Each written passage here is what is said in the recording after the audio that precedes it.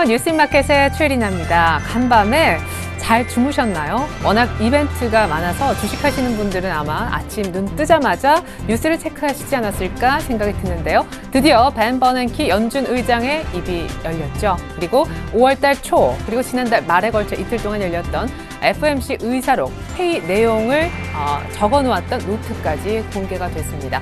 결론적으로 말씀드리면 전혀 시장에 도움이 안 되고 오히려 주가 하락을 부추기는 재료로서 역할을 할 뿐인데요. 차분차분 하나하나 어떤 내용들이 나왔길래 시장을 아래쪽으로 끌고 가는지 한번 분석해 보도록 하겠습니다. 먼저 벤 버냉키 연준 의장의 발언부터 볼까요? 상하원 합동경제위원회에 출석을 해서 발언을 했습니다. 시장이 예상했었던 내용, 여기까지는 아무런 무리가 없었습니다. 필요하다면 시장의 어떤 지금의 양적 완화를 계속해서 유지하면서 끌고 나가겠다, 양적 완화 유지 발언을 했습니다. 여기까지는 시장이 별다른 특별한 출구 전략 코멘트가 없을 것이다 라고 전망한 것과 별로 다르지 않았었죠. 그리고 하나 또 덧붙였었습니다. 사실 여기에서 조급하게 출구 전략, 양적 완화 규모를 축소하는 것은 오히려 굉장히 위험할 수 있다라고까지 얘기를 했었습니다. 그러고 나서 이런 어떤 성명서, 미리 준비하신 내용들을 다 읽고요. 따로 Q&A 시간이 있었습니다. 이렇게 질의응답이 이어졌는데 문제는 여기입니다. 사실은 굉장히 비둘기파적인 성향이 있는 그런 벤 버냉키 연준 의장이 이런 질문을 받았습니다. 그럼 양적 완화 축소는 하는 겁니까? 라고 하니까 몇 달 정도 뒤에 한번 경기 개선 정도를 체크를 해보면서 몇 달 후 정도에 가능할 것 같다라는 대답을 한 겁니다. 그래서 어떤 의원이 이런 질문을 추가로 했다고 해요. 그러면 그 몇 달 후라는 게 9월 정도입니까? 라고 얘기를 했는데 9월에 미국 이제 노동절 전입니까? 라고 얘기를 하니까 그때 이제 버냉키 의장이 갑자기 꼴먹은 벙어리가 된 것이죠. 일단은 몇 달 후쯤에 지금은 양적 완화를 유지하지만 축소할 수 있다라고 얘기한 것이 일단 의외의 파트였었고요. 그래도 괜찮았습니다. 연준 의장의 어떤 발언은 기존의 어떤 입장과는 크게 달라지지 않았다라고 했는데 결정타가 생겼죠. 바로 FOMC 의사록이 문제였습니다. 사실상 이것 때문에 뉴욕이 빠졌다고 해도 과언이 아닌데 어떤 내용이 있었냐면요. 6월달 정도 지표 보고 만약에 추가적으로 미국 경기가 참 좋아진다고 판단되면 이제 슬슬 양적 완화 축소를 한번 준비해 봅시다. 이런 얘기가 무려 12명의 연준 의원 가운데 지금 정확한 명수는 알 수 없습니다. A number of라고 영어 표현식이 지금 계속 따라오는 것은 그냥 다수라고면 정확하게 명기를 했기 때문입니다. 어쨌거나 절반이 조금 안 되는 정도로 추정되는 다수의 의원들이 이제는 6월부터 양적 완화 축소를 지표를 통해 확인해 보면서 시기를 좀 저울질해야 된다는 언급을 지난 5월 초에 이미 했었다라는 것이죠. 그러면 이제 양적 완화 축소는 거의 기정사실화되는 거구나. 시장은 이렇게 받아들이고 있는 것입니다. 재미있는 거는요. 시기를 점치는 얘기들이 나와요. 양적 완화 축소 시기에 대한 언급들이 있는데 이 부분 한번 살펴보겠습니다. 사실 벤 버냉키 연준 의장이 몇 달 뒤에 양적 완화 축소하겠다라고 해서 아니 몇 달 뒤에 언제? 이게 제일 궁금하지 않습니까? 채권왕인 빌 그로스는요. 양적 완화 축소는 아마 9월달 정도가 될 걸 이라고 얘기했고요. 더 재밌는 거는요. 지금 벤 버냉키 연준 의장이잖아요. 뉴욕 연준 그 총재를 겸하면서 전체적인 그 미 연준의 부의장을 지내고 있는 윌리엄 더들리 뉴욕 연방준비은행 총재. 그러니까 사실 연준 부의장도 사실 아마 한 석 달 내지는 넉 달 정도 있다가 지표 보면서 우리가 양적 완화 축소 정도를 얘기할 것 같다라고 얘기했는데 지금 몇 월이죠? 5월. 3, 4월 뒤면 언제죠? 8월, 9월. 그렇습니다. 그래서 지금 시장에 9월 양적 완화 축소설이 대세로 자리 잡았다니까요. 자, 미국의 어떤 그 증시 마감 상황 그리고 채권 시장 움직임까지 한번 자세히 살펴보도록 하겠습니다. 사실은 장중의 움직임은 정말 난리도 아니었거든요. 일단 마감가부터 보여드립니다. 네, 다우존스 지수 0.5% 정도 내렸고요. 나스닥은 1%나 밀렸군요. S&P 500도 0.8%. 네, 그렇습니다. 버냉키 입이 열리고 나서 더 이상의 사상 최고가 경신, 신고가 행진이라는 헤드라인은 찾아볼 수가 없었습니다. 얼마나 난리를 쳤는지 장중 흐름을 특별히 준비했는데요. 제 컴퓨터를 통해서 확인해 보시겠습니다. 자, 장중 한때 이렇게 시작과 동시에 15,500 라인까지 두드렸었습니다. 물론 사상 최고가 경신 시도가 장중에는 있었죠. 이때 벤 버냉키 연준 의장께서 원래 당초 이제 의회에 참석해 양적 완화는 계속해서 유지할 거고요. 급격한 긴축은 오히려 위험을 불러올 수 있습니다. 이렇게 얘기했을 때이고요. 그 뒤에 Q&A가 진행되면서 근데 몇 달 후에는요 줄일 수도 있어요 라고 얘기하면서 상승폭이 바로 반납이 되면서 하락으로 약간 접어들면서 찌글찌글해진 차트로 갔고요. 여기 이렇게 급격한 하락 구간이 만들어진 이것은 앞서 말씀드린 바대로 FOMC 성명서가 한 몫을 차지했습니다. 사실 근데 유럽은 재밌게도 올랐습니다. 왜 올랐을까요? 일단 마감가부터 보여드릴게요. 네, 유럽은 사실 QE 축소 우려가 나와 빠진 뉴욕과는 전혀 다른 모습이었다는 것인데 독일이 한 0.7%가량 추가적으로 상승을 한 모습입니다. 왜냐하면 유럽은 더 먼저 열렸다가 더 먼저 끝을 내니까 벤 버냉키 연준 의장이 얘기할 때쯤 아주 좋은 얘기했을 때 그 정도에서 유럽은 마감을 해버린 것이죠. 사실 뉴욕도 앞서 아주 장 초반의 분위기가 좋았던 것을 보면 유럽 증시가 상승 마감한 것을 어느 정도 이해하실 수 있을 것 같습니다. 자, 잠깐 미국의 이제 채권 시장 10년물 기준으로 잠깐 볼 텐데요. 주가도 밀렸고 달러화는 더더군다나 강세를 보였었죠. 미국의 국채시장 어떻게 될까요? 채권값이 폭락했습니다. 드디어 미국의 10년물 국채가요 2%대까지 수익률을 지금 기록하면서 국채값이 팍팍 떨어지는 소리가 여기까지 나고 있습니다. 왜입니까? 굉장히 쉽게 이해하시면 됩니다. 국채 수익률 상승은 곧 국채값의 하락을 의미하는데 이제 연준이 양적 완화를 축소 내진 중단한다는 것은 더 이상 채권을 사주지 않는다라는 것이죠. 어머, 미 정부가 채권을 안 사준대. 이러니까 사는 사람이 없으니 국채 시장은 당연히 아래쪽을 향할 수밖에 없는 것이고요. 자, 그렇다면 이제 일본은 어떤 반응을 보이고 있는지 사실상 달러화가 강세로 돌아서면서 엔달러는 다시금 뉴욕 FX 시장에서 103엔대를 들어가는 모습이었는데요. 수혜를 역시 누릴 것 같습니다. 니케이의 상황 한번 보죠. 전일도 최고치, 그 전일에도 계속 최고치 행진을 이어가고 있는 일본이 뉴욕은 사상 최고치 행진을 멈췄지만 일본 증시만큼은 다시 한번 추가적으로 상승하면서 15,800 라인까지 가고 있습니다.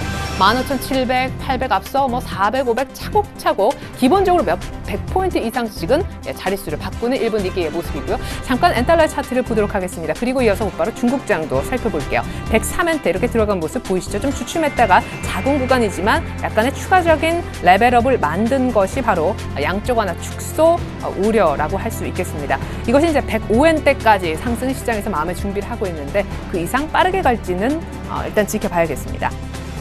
네, 재밌는 건 중국장입니다. 오늘 사실 잠시 후에 보여드릴 우리 시장의 지금 하락폭이 제법 계속 축소가 안 되는 이유는 중국장이 부진하기 때문인데 파란불인데 오래간만에 좀 빠지죠. 앞서 제가 어제 뭐라고 말씀드렸습니까? 중국은 소리 없이 강하다. 차곡차곡 잘도 가네 라고 말씀드렸는데 2300 라인에서 약간 주춤 오늘 한 16포인트 정도 지수를 내뱉고 있습니다. 안 좋은 지표가 나왔습니다. HSBC에서 집계하는 중국의 5월 제조업 PMI 잠정치가요. 예상치가 50.4였는데 49.6 나왔다고 합니다. 7개월 내 최저치. 사실은 전달이 50.4여서 전월과 한 비슷한 정도 유지하겠지라고 했었는데 빠졌고 사실 통계적으로 보니까 최근 7개월 내 가장 안 좋은 데이터였다라는 것이 나오면서 오늘 중국장이 밀리고 있고요. 때문에 우리 증시 관련된 소재 산업재 역시 부담을 안겨주고 있습니다. 참 안 되는 것 같아요. 전일에 거의 2000포인트 부근까지 장중에 1998까지 왔었는데 자 미국에서 한번 덜커덕 미국 증시도 멈췄었고요. 이런 분위기 속에서 잘 가던 중국도 지표가 망가져서 또 밀리네요. 우리는 샌드위치로 겹악재를 맞고 있다 하겠습니다. 자 코스피의 하락폭 체크합니다. 지금 한 12포인트 정도 되네요. 0.6% 정도 하락인데 그래도 다행스럽습니다. 왜냐? 장주 한때 이게 1900, 그 다음 숫자가 7이었다니까요. 장주 흐름 한번 보도록 하겠습니다. 지금 사실은 시가보다도 더 낮은 거예요. 자, 미국의 분위기가 안 좋아서 코스피가 약간 밀리면서 어제 거의 2000 부근이었잖아요. 1990 위에서 마감했었는데 시가가 1985였습니다. 약간의 개파락을 한 것이죠. 근데 지금 이 시가보다도 어떻습니까? 더 밀린다는 거죠. 여기 뭔가 추가 악재가 나오지 않았을까? 맞습니다. 수급도 좀 바뀌었고 잠시 보겠지만 중국의 악재도 나타난 것이 시가조차 지키지 못하게 하고 있습니다. 그 시가도 개파락이었는데 말이에요. 장중한 때 이 포인트는요. 1977선까지 오늘 밀렸다라고 이해하시면 좋겠습니다. 안타깝네요. 자, 수급 한번 볼까요? 네, 오늘 외국인이 하네요. 외국인이 전일까지 4일 연속 순매수를 해줘서 외국인들의 어떤 컴백 기대도 상당히 컸었는데요. 외국인들이 쭉 사고 있는 가운데 버냉키 이 이벤트가 잘 진행이 안 되고 FOMC 의사로까지 브레이크를 걸면서 외국인은 다시 제자리라 하면 매도로 돌아서고 있습니다. 그리고 전일 좀 같이 사주면서 쌍끌이 매수가 이루어졌었죠.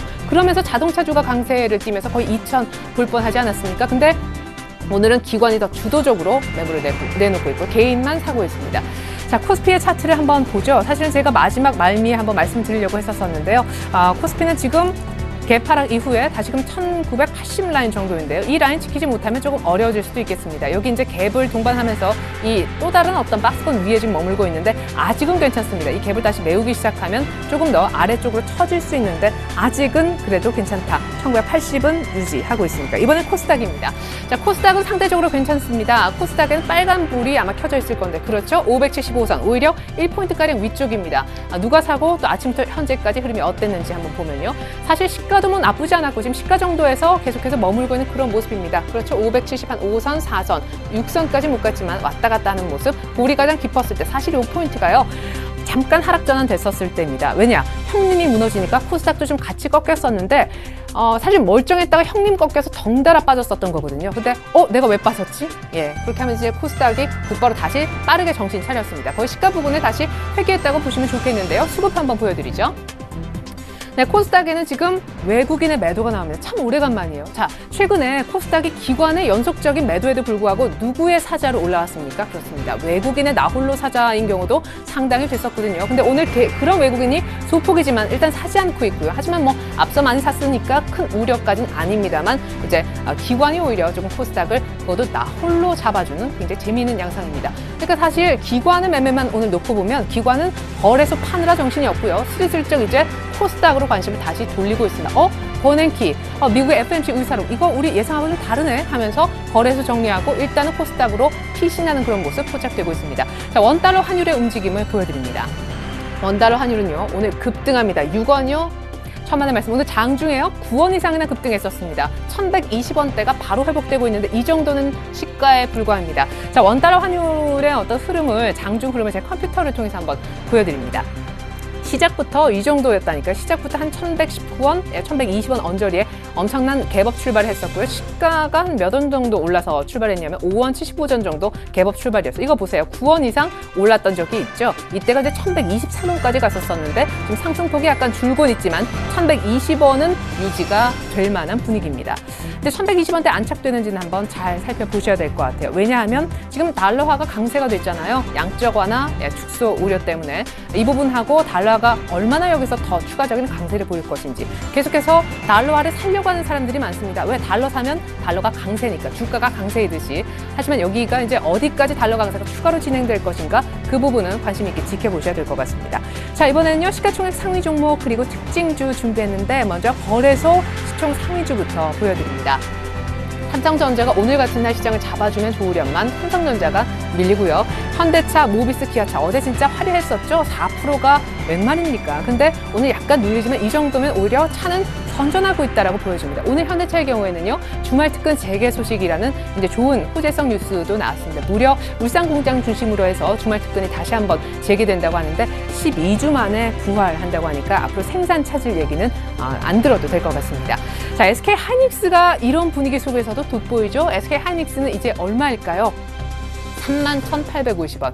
SK 하이닉스는 3자를 보기까지 많은 인고의 세월을 보냈지만 3일 보자마자 계속해서 장에 상관없이 신고가를 내고 있습니다. 왜냐고요? 전일에도 외국인이 들춰보니 가장 많이 산 종목이 SK 하이닉스였고요. 2분기 실적에 대한 기대감이 있기 때문에 SK 하이닉스는 계속 간다라고 말씀을 여러 차례 드렸습니다. 자, 나머지 종목도 조금 더 살펴보죠.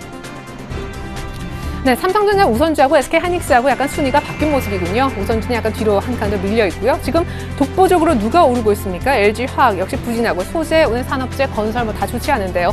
SK텔레콤과 한국전력이 올라오고 있습니다. 한국전력 최근에 계속해서 매물이었고요. 누구 하나 강력하게 매수한 적이 없었었는데 SK텔레콤이 올라온다. 자, 이거 참 재밌는 장입니다. 업종별 등락을 한번 보여드립니다. SK텔레콤만 오르고 있는지 아니면 전반적으로 통신주 단체가 이제 강세를 띠고 있는지요. 자, 제 화면을 통해서 업종별 등락 확인해 보겠습니다. 오늘 가장 강한 섹터, 역시 탑픽은 통신이군요. 통신이 세 종목 있는데 평균 3%가량 오르고 있습니다.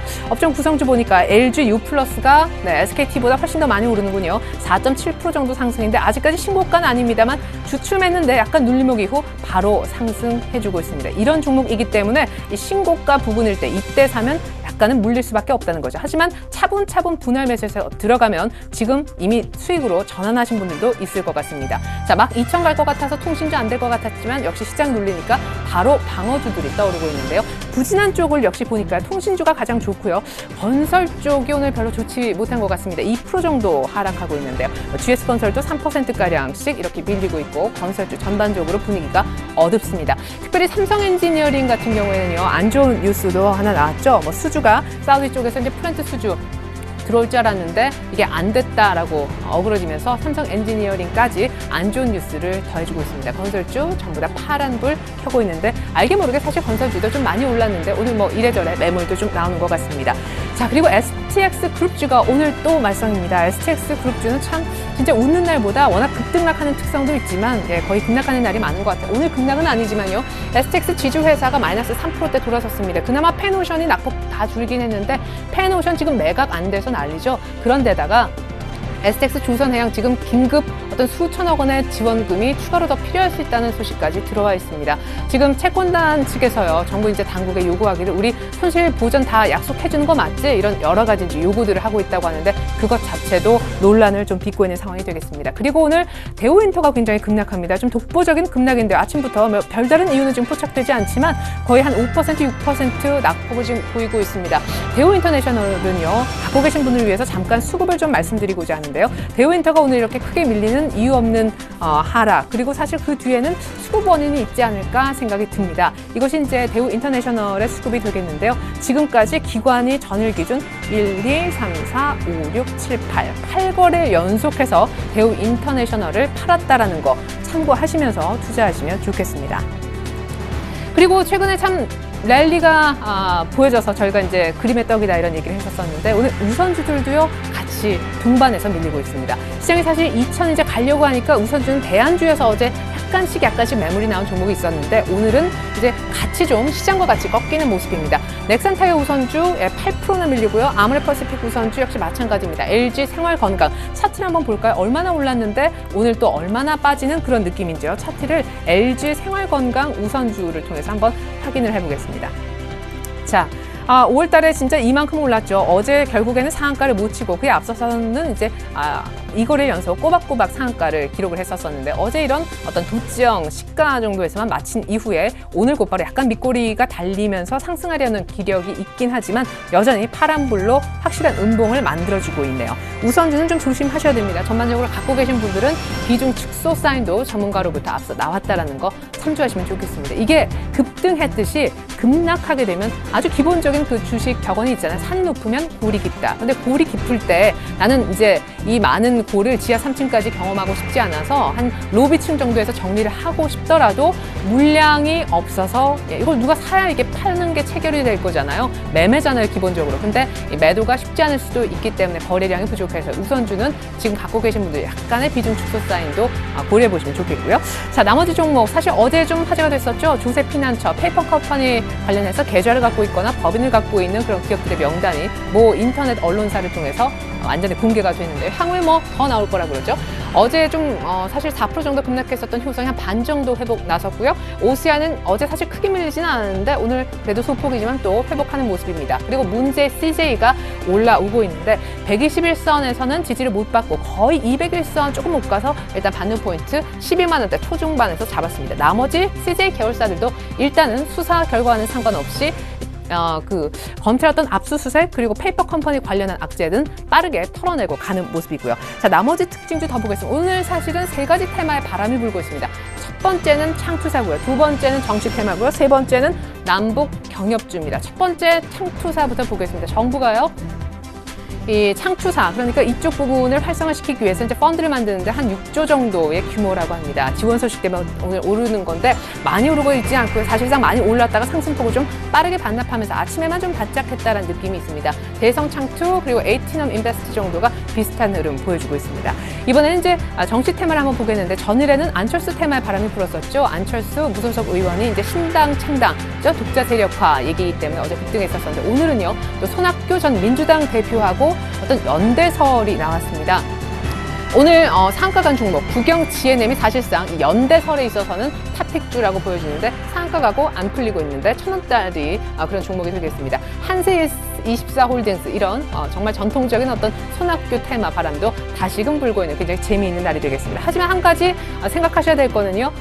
이 어떤 안철수 테마 같은 경우만 따로 떼고 보더라도 아주 예전 같은 그런 급등락의 흐름은 이미 조금 때가 지났다라는 느낌이 많이 듭니다. 자, 그리고 남북 경협주, 북한에서 의회 제안이 있었다고 합니다. 6.15 행사 공동 개최하자라는 소식 때문에 경협주가 오늘 오르고 있는데 오히려 지금 현재 상황에서 이 세 가지 테마만 놓고 본다면 아까 그 대장주였던 국영 GNM을 제외한다면 오히려 그 창투사보다는 남북 경협주가 오늘 좀 더 강세다라는 느낌이 듭니다. 사실상 더 이제 늦게 시동이 걸렸고요. 에머슨 퍼시픽이 한 9% 정도로 가장 크게 오르고 있는 모습입니다. 자, 그리고 특별히 이제 재료가 있는 종목들 한데 모아봤는데요. 빠르게 그 부분도 체크를 해보죠. 네, 오늘 특징주로요. 저희가 아미노로직스, 태평양물산 등을 준비했는데 태평양물산 기억나십니까? 전일 KT 서브마린과 함께 액면 분할로 상한가 들어갔는데 그 다음날 잘 보자라고 했는데 그 다음날이 오늘이죠. 오늘 또 상한가 같습니다. 그 아웃도어 관련해서 실적 관련 기대감까지 지금 나오면서 신고가 이틀 연속 상한가를 치고 있고요. YD 온라인이 상한가인데 이거 게임주죠. 옷깃, 이름 좀 기억하기 쉽습니다. 옷깃이라는 그런 앱이 나왔는데 이게 이제 앱스토어에서 1위를 기록했다고 합니다. 구글 쪽에서도 뭐 상당한 사람들의 호응을 받고 있다고 합니다. 저도 좀 다운을 받아보려고요. 어떤지 모르겠는데 아무튼 선풍적인 인기를 끌면서 YD 온라인도 곧바로 상한가 들어갔습니다. 삼천리 자전거 지금 계속 신고가에 오늘 아주 미미하게 오르는 것 같지만 자전거는 지금 뭐 극성수기에 진입했다. 이런 어떤 분석도 뒤따르고 있더라고요. 로켓전기 어제 또 저희가 특징주로 다뤘었는데 오늘 또 추가 상승해서 준비해봤습니다. 바이오 관련된 기업, 뭐 뉴젠팜인가 인수한다 그랬었잖아요. 유전자공학, 생명공학 하는 신사업 진출 기대감 때문에 로켓전기도 오르고 있고 아미노로직스도요. 뭐 비천은 아미노산 제품 생산한다라는 소식에 이것도 지금 연일 가격 제한폭까지 움직이고 있습니다. 자, 오늘 마지막으로 시장 팁 다시 한번 정리합니다. 코스피 차트를 좀 봐야겠는데요. 네, 코스피가 지금 1980을 지키고 있어서 참으로 다행스럽다라는 말씀을 드렸습니다. 이걸 조금 더 키워보면요. 자, 코스피는 지금 한 단계 이 정도에서 레벨을 했습니다. 이 아주 좁지만 한 단계 레벨된, 그래요. 0.5가 레벨업된 여기에서 이제 놀고 있었었는데 이것을 다 메우기 시작하면 급하게 한 1940, 50 라인대까지 이 정도 이 이평선이 몰려있는 구간까지 혹은 이 핑크색 구간 심지어 여기까지 열려있다는 의견이 있습니다. 이 여기까지 열려있다고 오늘 말한 전문가가 주식 선물 쪽의 전문가분이 하나 계셨었는데요. 오늘 외국인들 아까 수급에 선물을 보지 않았지만 3,000계약 정도 넘게 정리하고 있습니다. 앞서서 한번 크게 들어왔지만 외국인들 선물을 이 정도에서 크게 들어왔지만 거의 다 지금 빨리 또 빼나가는 그런 모습이거든요. 선물 쪽 동향을 봤을 때는 코스피는 훨씬 더 지금 하방 쪽이 많이 열려 있다고 하니까 그 부분도 잘 보셔야겠습니다. 일단은 1980 요거 지지 실패 시에는 조금 더 밀릴 수 있다는 거 알아두시면 좋겠고요. 무엇보다 외국인들이 많이 팔진 않지만 결국 양적 완화 축소는 기정사실화되고 있고요. 달러화는 강세로 돌아서면서 우리로서는 외국인들의 수급을 좀 더 받기 어려운 상황으로 진행이 되고 있습니다. 이게 원래는 2,000도 가고 오늘 또 이제 미국의 모멘텀도 받고 이렇게 해서 한 번 2,000을 뛰어넘어줘야 되는데 역시 그것이 여의치 않습니다. 역시 중요한 것은 외국인들의 수급이고 그에 이제 연동되는 달러와 어떤 지표도 잘 보셔야 되겠죠. 왜냐하면 출구 전략 하는 데 있어서 뭘 본다고 했습니까? 6월 달 정도의 지표를 보고 3, 4개월 뒤에 지표를 보고 경기가 좋아지고 있구나. 우리는 이제 더 이상 유동성, 양적 완화를 하지 않아도 그냥 자생적으로 경기가 잘 돌아가게 돼 있다. 그런 어떤 자신감이 생겨야 모든 걸 끊을 수 있는 거거든요. 지표가 좋은 걸 바라야 될지 나쁜 걸 바라야 될지 모르겠지만 향후 관심은 지표로 쏠릴 수밖에 없겠습니다. 자, 그리고 재미있는 거 한 가지는요. 코스닥에도 역시 외국인의 수급이 중요하다라는 말씀 하나 드리겠고요. 자, 전일까지만 해도 어떤 전략이 제일 많았습니까? 저도 언급을 했었던 것 같은데 외국인들이 사는 장 그리고 앞으로 외국인들이 돌아오면 외국인 사는 거 좀 봐라. 그죠? 대형주 위주로 포트를 짜야 된다라고 언급이 참 나왔었는데요. 글쎄요. 하지만 제 개인적으로는 코스닥에는 실적 강한 종목이 더 좋다고도 언급을 드렸었잖아요. 그 비유 변하지 않습니다. 나 정말 대형주 하고 싶은데 언제 사란 말이야 하시는 분들은요. 대형주는 일단 무조건 다 똑같은 대형주가 아니라는 얘기도 있었거든요. 대형주지만 실적이 되는 대형주. 물론 이제 대형주라고는 할 수 없지만 SK하이닉스의 예를 들어보면 그런 종목은 실적이 되기 때문에 갑니다. 뭐 중형주 정도라고 볼 수 있겠는데 역시 그 얘기는 다시 얘기를 해보면 코스피든 코스닥이든 뭐 섹터든 다 상관없고 그 종목, 내가 산 기업의 실적이 좋아지는가. 실적이 좋으면 수급은 따라올 수밖에 없고요. 여러분들의 수익은 안 낼래야 안 낼 수가 없을 것입니다. 대형주 하고 싶으시다면 실적이 좋은 종목으로만 압축하시면 좋겠고요. 아쉽게도 미국도 중국도 도와주질 않네요. 포트 관리 잘 하셔야겠습니다. 고맙습니다.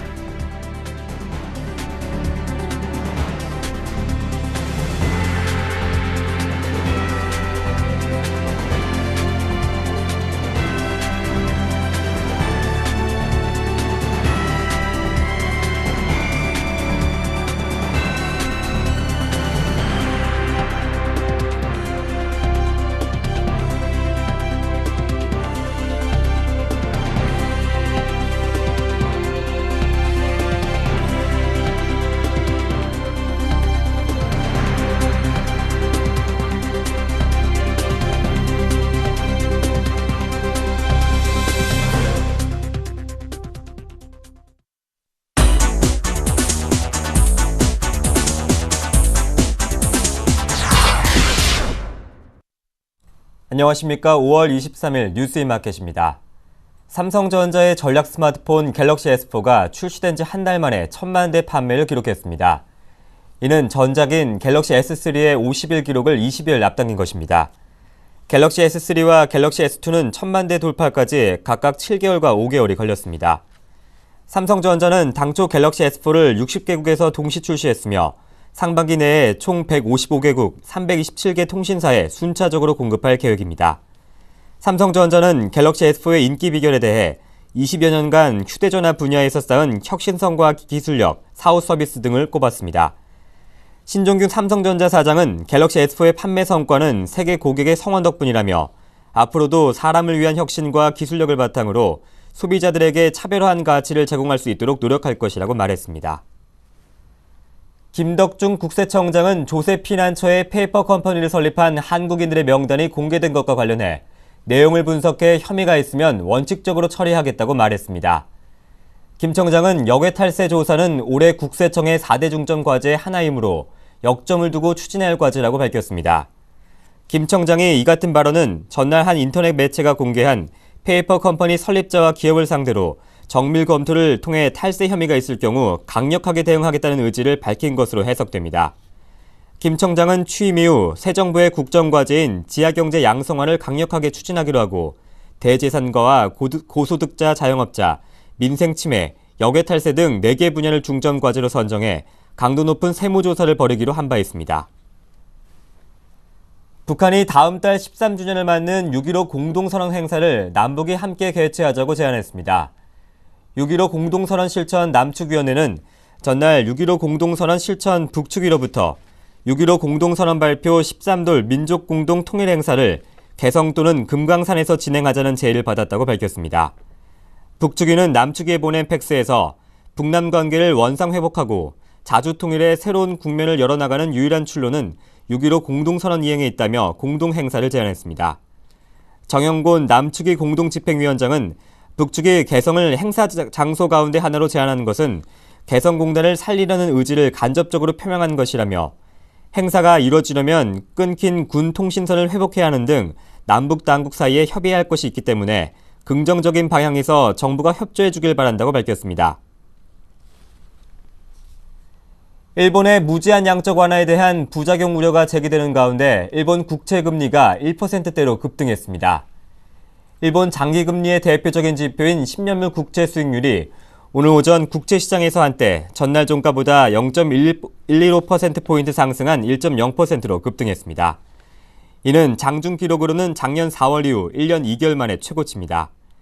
일본은행이 전날 열린 금융정책결정회의에서 금리 상승을 억제하는 구체적인 조치를 제시하지 않은 데다 미국 국채시장에서 장기금리가 상승한 데 영향을 받아 일본 장기금리도 급등세를 보였습니다. 대규모 금융 양적 완화에 나선 일본은행의 기대와는 반대로 국채금리가 상승하면서 부작용 우려도 커지고 있습니다. 일본의 채권금리가 상승하면 일본 정부의 채무 상환 부담이 커져 재정 부담이 늘어나게 됩니다. 이어서 오늘의 기업 뉴스를 전해드립니다. GS그룹이 계약직 직원 2,500명을 정규직으로 전환합니다.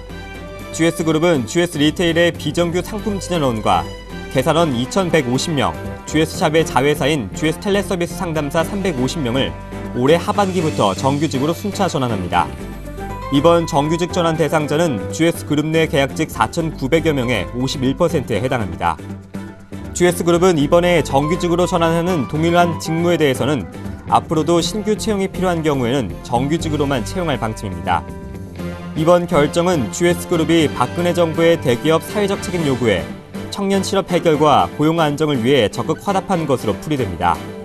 재벌그룹의 정규직 전환 결정은 CJ그룹, 한화그룹, 신세계그룹, SK그룹 등에 이어 이번이 5번째입니다. LG디스플레이가 대형 LCD 패널 시장에서 올해 1분기도 1위 자리를 지켰습니다. 시장 조사 기관인 디스플레이 서치에 따르면 올해 1분기 9.1인치 이상 대형 LCD 패널 전 세계 출하량은 1억 6,400만 대로 지난해 1분기보다 3.6% 감소했습니다. 이 중 LG디스플레이가 4,461만 대를 공급하며 시장 점유율 27.2%로 1위를 기록했습니다. 이로써 LG디스플레이는 대형 LCD 분야에서 출하량 기준으로 2009년 4분기부터 14분기 연속 1위를 유지했습니다. 반면 삼성 디스플레이는 3,500만 대, 점유율 21%를 나타내며 2위를 차지했습니다. 포스코는 대기업과 중소기업 동반 성장 투자 재원으로 2,100억 원을 출연하고 성과 공유제 자율추진협약도 계열사 15곳으로 확대하기로 했습니다. 대중소기업 협력재단과 포스코는 서울 삼성동 포스코센터에서 산업통상자원부가 함께 이 같은 내용을 담은 협약을 체결했습니다. 포스코는 지난 2004년 국내 최초로 성과 공유제를 도입해 지난해까지 총 2,351건의 과제를 수행하고 1,300억 원을 보상했습니다. 지난달 대형마트 매출이 주력 상품인 식품을 비롯해 의류와 스포츠, 가전 등의 동반 하락으로 크게 떨어졌습니다. 산업통상자원부가 발표한 4월 유통업체 매출 동향에 따르면 대형마트 매출은 전년 동월 대비 9.8% 감소했고 3월에 비해서도 13.9% 줄었습니다.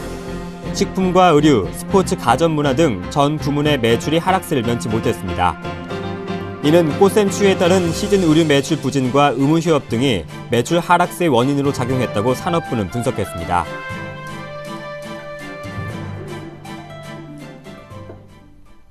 (5월 23일) 뉴스인마켓이었습니다. 고맙습니다.